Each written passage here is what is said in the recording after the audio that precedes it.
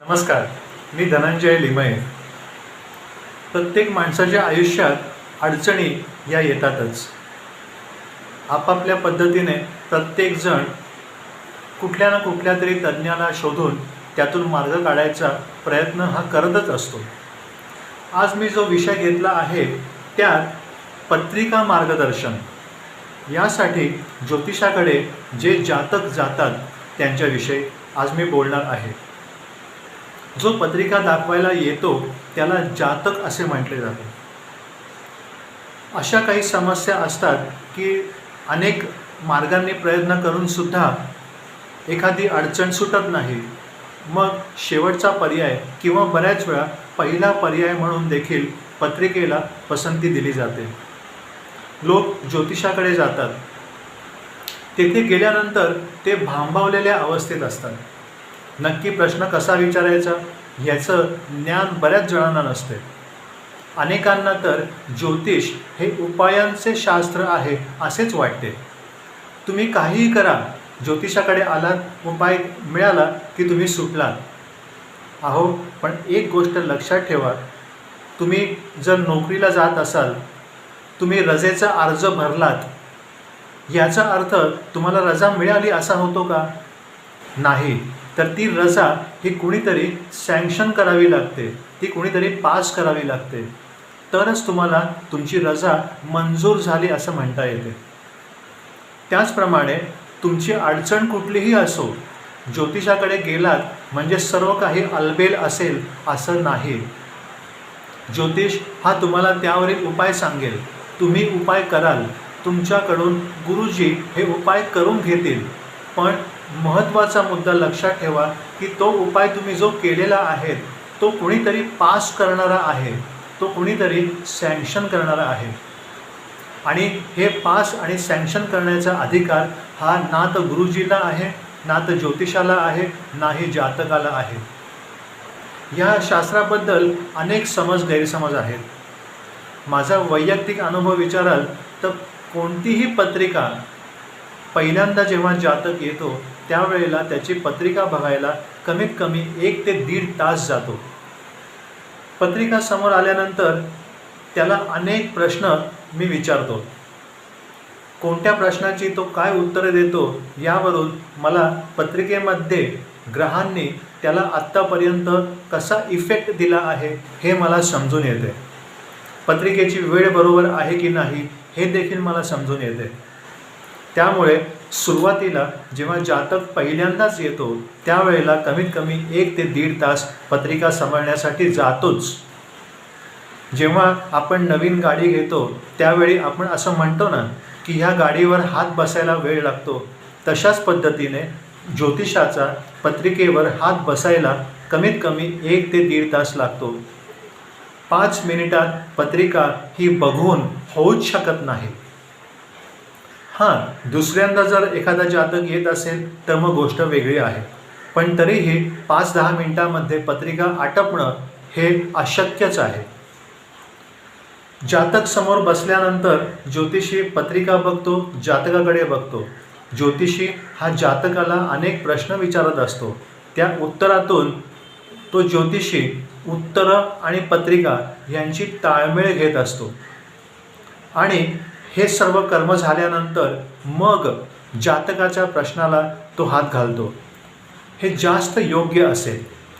अनेक जातक माझ्याकडे येतात, ते म्हणतात की आम्ही अनेक ज्योतिषांकडे गेलो, अनेक विधी केले, एवढे पैसे आम्ही खर्च केले, पण आमच्या हाताला काहीही लागले नाही. याचं कारण पत्रिका ही नीट बघण्यासाठी सुरुवातीला कमीत कमी 1 ते 1.5 तास तुम्हाला द्यावा लागतो. त्या ज्योतिषाची कसब, त्याचा अनुभव हा सगळ्यात महत्त्वाचा आहे. नुसती डिग्री असून उपयोग नाही. अभ्यासाबरोबर न्यायशास्त्र आणि धर्मशास्त्र याचा देखील अभ्यास ज्योतिषाने केलेला हे उत्तम. आणि सर्वात महत्त्वाचं म्हणजे आध्यात्मिक साधना. प्रत्येक ज्योतिषाला आध्यात्मिक साधना ही असलीच पाहिजे. अध्यात्माविना ज्योतिषी म्हणजे इंजिनशिवाय गाडी. त्यामुळे अध्यात्म हे खूप महत्त्वाचं अंग आहे. एखादा जातक जेव्हा संतती होत नाही या कारणासाठी पत्रिका दाखवायला येतो, जातकाला वाटतं की ज्योतिषी पटकन पत्रिका बघेल आणि काय उपाय असेल तर तो सांगेल, पण तसं नाही. या प्रश्नामध्ये अनेक खाचाखोचा असतात. सर्वप्रथम प्रश्न सोपा असतो की संतती होत नाही.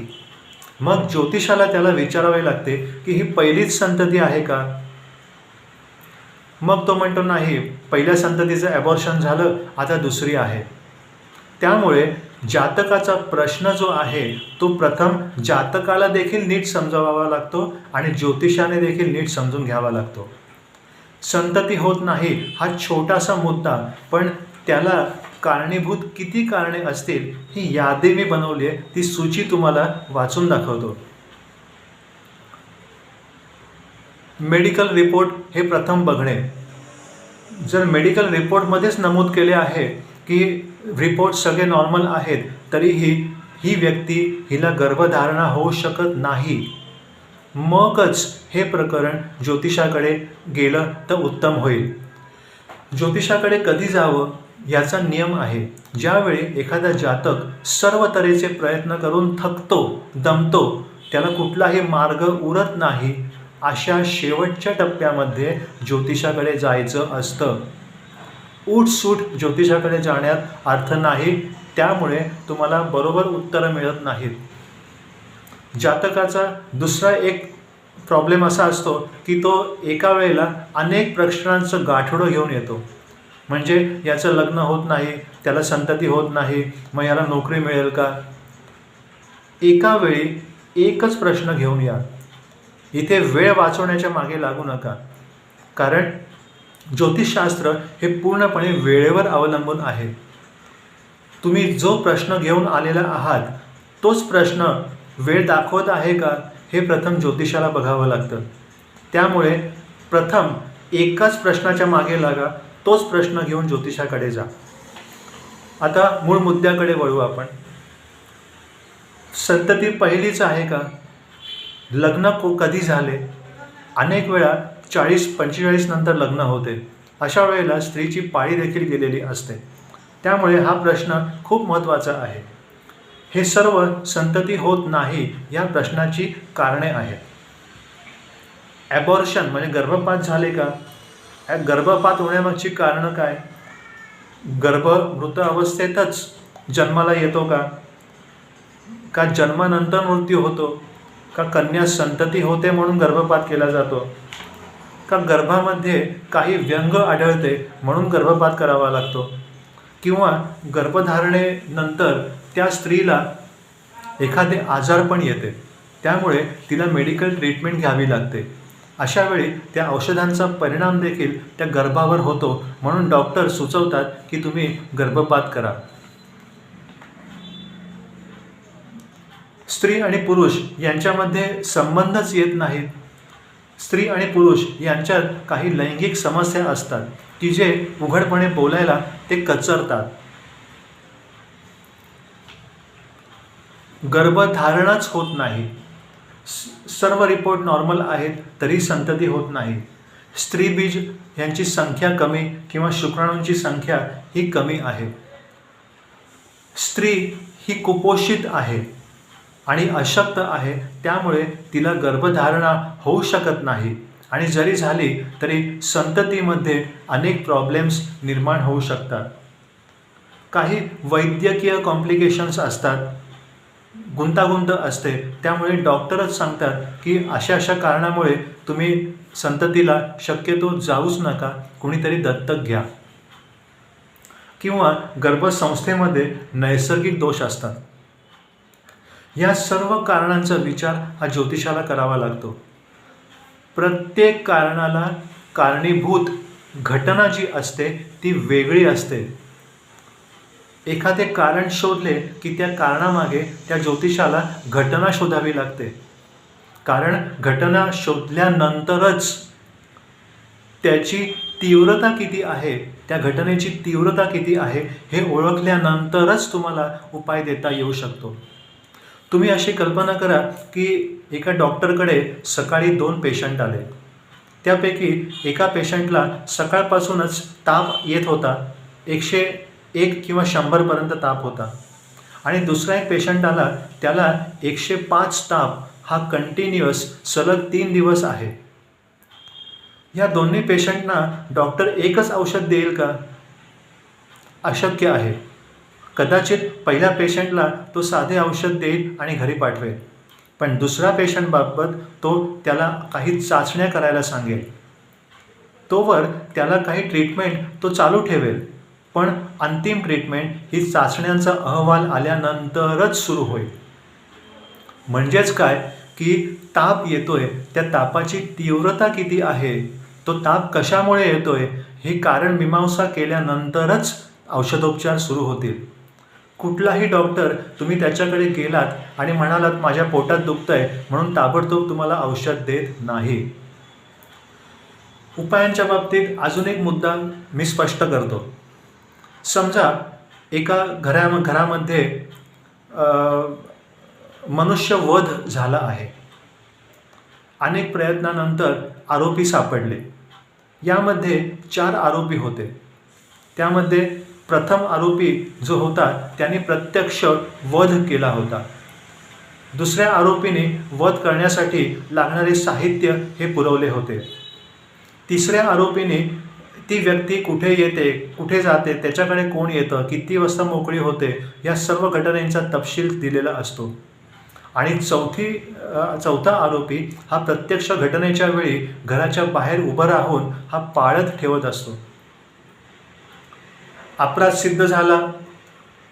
सिद्ध झाल्यामध्ये हे 4ही दोषी सापडले, पण 4ही जणांना एकच न्याय मिळेल का? 4ही जणांना एकच शिक्षा मिळेल का? तर नाही.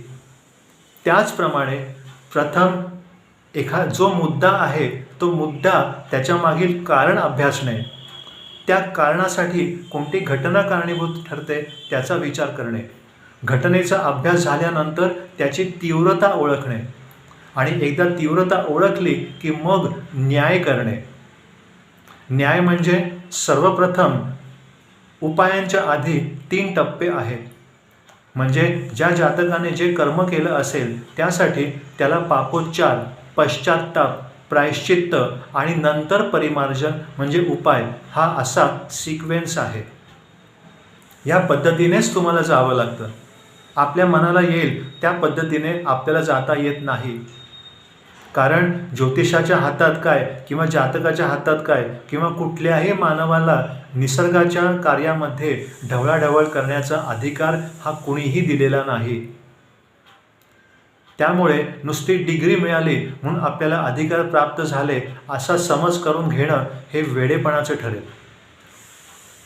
हा सगळ्या कारणांची मीमांसा केल्यानंतर सुद्धा जर ह्यांच्यापैकी कुठलं कारण सापडत नसेल तर मात्र त्या जातकाच्या आधीच्या जन्मातील कर्मांचा विचार, ज्याला आपण पूर्वकर्म असे म्हणतो, तो विचार करावा. याविषयी माझे एक व्याख्यान यूट्यूबवर ऑलरेडी मी अपलोड केले आहे. ते म्हणजे पुत्रप्राप्तीत अडथळे का येतात या नावाने. ते आपण अवश्य ऐकावे. याच्यामध्ये मी कोणते पूर्वकर्म केले आहे म्हणून ह्या जन्मात मला संतती होत नाही याचा उल्लेख सापडतो.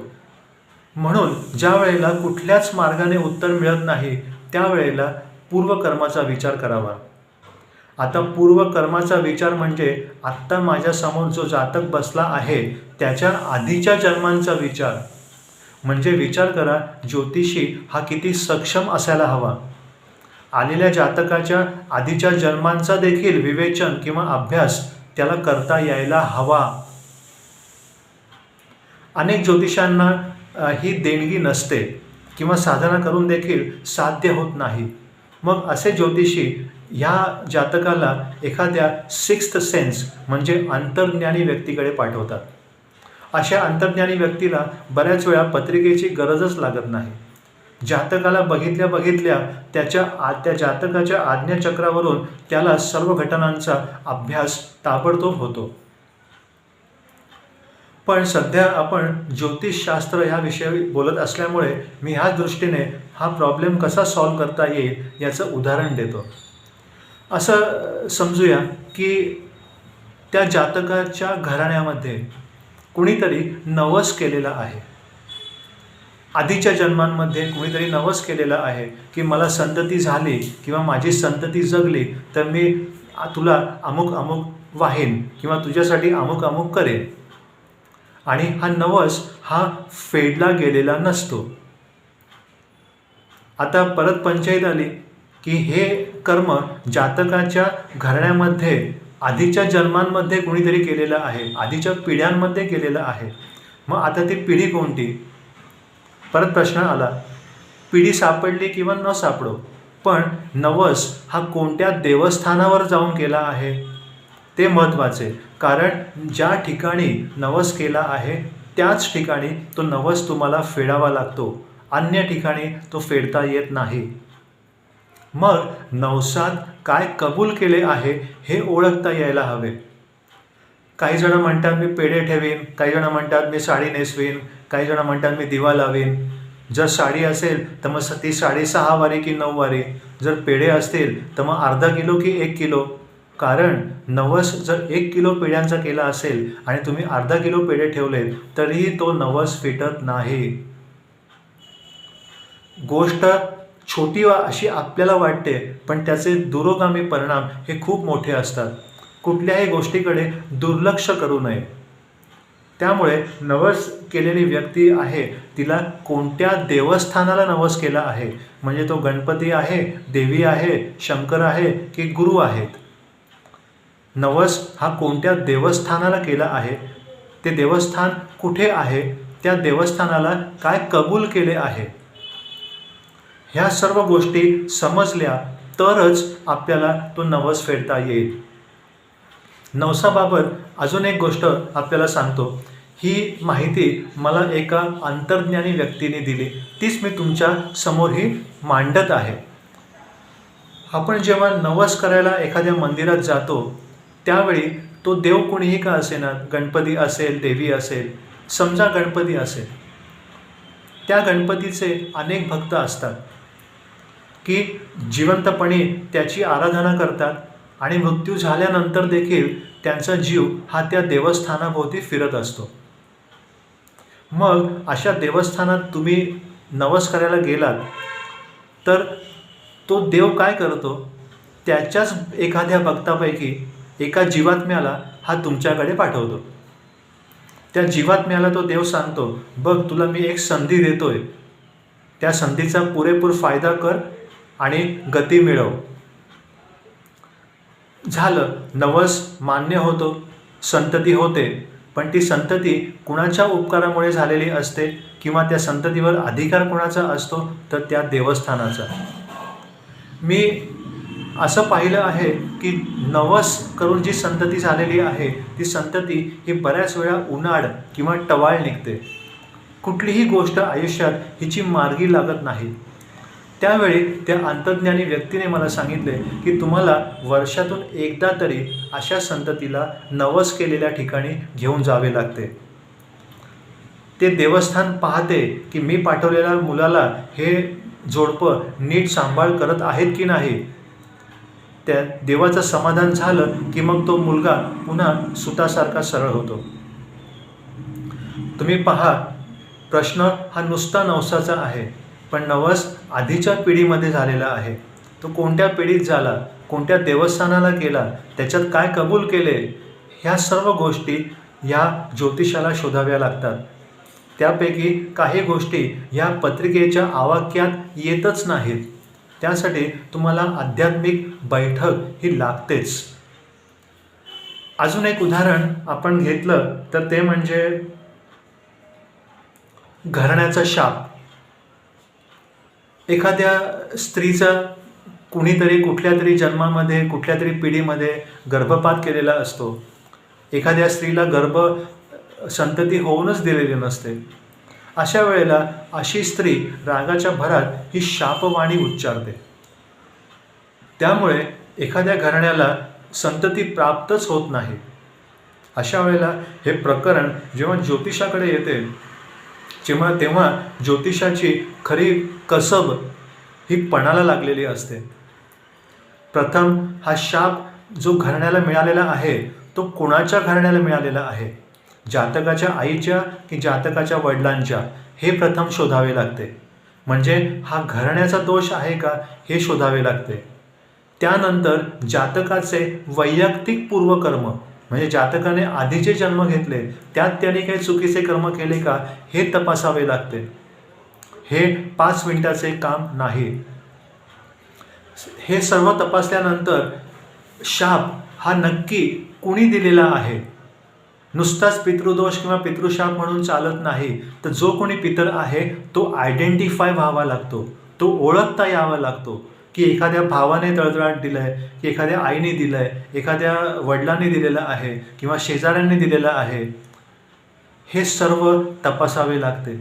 शाप कुणी दिलेला आहे, शाप कशाच्या संदर्भात दिलेला आहे, शाप दिला त्यावेळी शाप देणाऱ्या व्यक्तीची मानसिक अवस्था काय होती, हे ओळखणे हे सर्वात महत्त्वाचे आहे.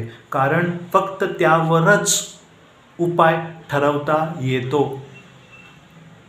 कारण शाप हा साधा वैखरी किंवा मध्यम वाणीतून दिला गेला असेल तर त्याच्यावर आपण इलाज करू शकतो. पण हाच शाप जर नाभीपासून म्हणजे बेंबीपासून आला असेल किंवा परावाणीतून आला असेल तर अशा शापाचे मार्जन किंवा अशा शापावरती उपचार हा साधा सामान्य ज्योतिषी करू शकत नाही. वाणीसंबंधी देखील माझे एक व्याख्यान यूट्यूबवर झाले आहे, ते अवश्य ऐकावे, म्हणजे मी काय म्हणत आहे याचा खुलासा आपल्याला होईल.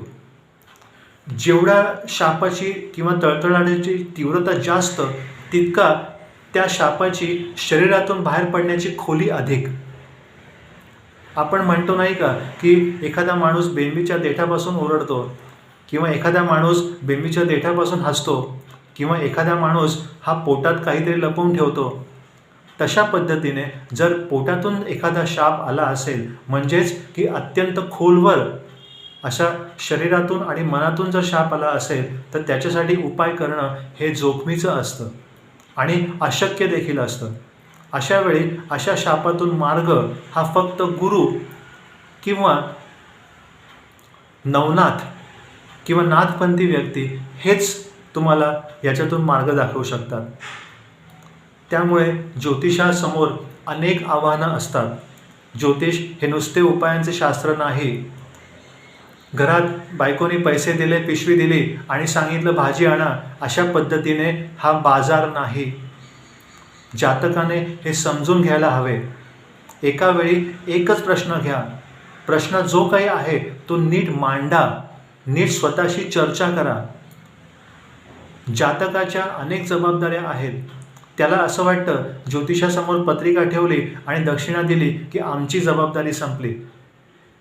पण ज्या वेळेला तुम्ही केलेला उपाय हा सँक्शन होतो किंवा पास होतो तेव्हाच तो उपाय फळला असे आपण म्हणू शकतो.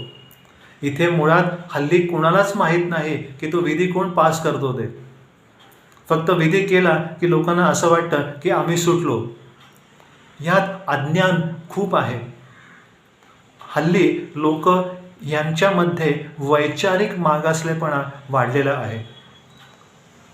साहजिक आहे, कारण व्यक्ती ज्योतिषाकडे येते तीच मुळी 50शी उलाटल्यानंतर. त्याच्या आधी या व्यक्तीला गंध देखील नसतो. फक्त पत्रिका ठेवायची, प्रश्न सांगायचा, उपाय करायचा, सोडून द्यायचा. झाला तर झाला, नाही झाला दुसरा ज्योतिषी पकडा. पण एखादी घटना त्याच्या मुळापर्यंत जाण्याचा प्रयत्न हा कुणीही करत नाही.